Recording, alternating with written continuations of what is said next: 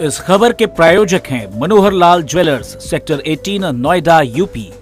नमस्कार दोस्तों, नरेंद्र मोदी एक बहुत ही मजबूत नेता और अद्भुत क्षमता रखते हैं नेतृत्व की। जैसे उन्होंने 2 बार सरकार चलाई तो एक अलग उदाहरण उन्होंने प्रस्तुत किया, लेकिन तीसरी बार जो सरकार बनी है उसमें गठबंधन के सहयोगियों पर उनकी निर्भरता बढ़ गई है। बार बार ये चर्चा हो रही है कि क्या ये मजबूत सरकार है या मजबूर सरकार है, कितने दिन सरकार चलेगी, क्या नीतीश और चंद्रबाबू नायडू इसी तरह साथ देते रहेंगे प्रधानमंत्री का, या फिर उन्हें कहीं जाकर विवश करेंगे और सरकार चलाने में कोई मुश्किलें आएंगी। अब इसकी बात सिर्फ प्रधानमंत्री मोदी के लिए क्यों की जाए, पहले भी इस देश ने गठबंधन की सरकारें देखी हैं और गठबंधन की सरकार जब बनती है तो बहुत सी मजबूरियां आ जाती हैं प्रधानमंत्री के सामने और सरकार चलाने में। अब रविवार को तीसरी बार इन्होंने प्रधानमंत्री पद की शपथ ले ली है, 71 मंत्रियों ने भी ली है। तो पहली बात तो यही कि इतना भारी भरकम मंत्रिमंडल जो पहले कभी नहीं बनाया, इस बार इन्हें बनाना पड़ा। जितनी देर लंबा ये शपथ ग्रहण समारोह चला, पहले कभी नहीं चला। 1952 से लेकर अब तक 72 सालों के चुनावी सफर में देश ने करीब 31 साल गठबंधन का दौर देखा है।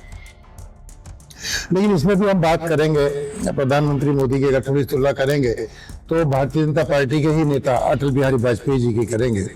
उन्होंने कैसे गठबंधन सरकार चलाई थी और क्या क्या उन्हें झेलना पड़ा था या बर्दाश्त करना पड़ा था। नरेंद्र मोदी पहली बार गठबंधन की सरकार चलाने जा रहे हैं। इतिहास के पन्नों को अगर खंगाला जाए तो याद करना पड़ता है अटल बिहारी वाजपेयी की सरकार का दौर। अटल बिहारी वाजपेयी की गठबंधन की सरकार थी तो सरकार चलने में क्या क्या मुश्किलें आई थी। याद कीजिए, सन 1998 में जब दोबारा से आम चुनाव हुए, इस बार बीजेपी को 182 सीटें मिली। बहुमत न होने के बावजूद अटल बिहारी वाजपेयी ने फिर गठबंधन की सरकार बनाई। ये सरकार पहले दिन से ही संघर्ष करती रही। दरअसल वाजपेयी को अपने 2 भटकों तृणमूल व अन्नद्रमुक के कारण मुश्किलें आई। तृणमूल नेता ममता बनर्जी रेल मंत्री थी और पश्चिमी बंगाल के कुछ बीमार सरकारी उपक्रमों को बंद कराने से नाराज थी। ममता को मनाने वाजपेयी ने पहले जॉर्ज फर्नांडिस को भेजा था, फिर खुद वाजपेयी ममता से मिलने को कोलकाता गए थे। अन्नाद्रमुक सुप्रीमो जयललिता चाहती थी कि उनके खिलाफ दर्ज मामले वापस लिए जाए। बाद में उन्होंने नौसेना प्रमुख विष्णु भागवत की बर्खास्तगी को लेकर रक्षा मंत्री जॉर्ज फर्नांडिस को सरकार से हटाए जाने की मांग भी कर डाली थी। मांग नहीं माने जाने पर 1999 में जयललिता ने वाजपेयी सरकार से समर्थन वापस ले लिया। वाजपेयी सरकार विश्वास प्रस्ताव के दौरान महज 1 वोट से गिर गई। तीसरी बार 1999 में अटल बिहारी वाजपेयी ने प्रधानमंत्री पद की शपथ ली और 5 साल का कार्यकाल पूरा किया।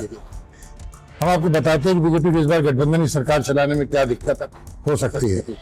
2000 लोकसभा चुनाव का जनादेश पिछले 2 चुनावों थोड़ा अलग है। बीजेपी को बहुमत से 32 सीटें कम मिली हैं। इसकी भरपाई नीतीश कुमार की जेडीयू, चंद्रबाबू की नायडू की टीडीपी और शिंदे की शिवसेना के जरिए हो रही है।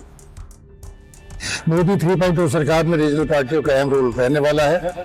मोदी सरकार का लिटमस टेस्ट अगले 6 महीने में 3 राज्यों हरियाणा, महाराष्ट्र और झारखंड के चुनाव परिणाम पर भी निर्भर करेगा। अगर बीजेपी इन विधानसभा चुनाव कमजोर हुई तो संभव है कि आगे चलकर गठबंधन दल उस पर हावी हो जाए और अनाप शनाप शर्तें या अनाप शनाप मांगे करने लगे और मोदी की मुश्किलें बढ़ाएं। देखते हैं आगे होता है क्या।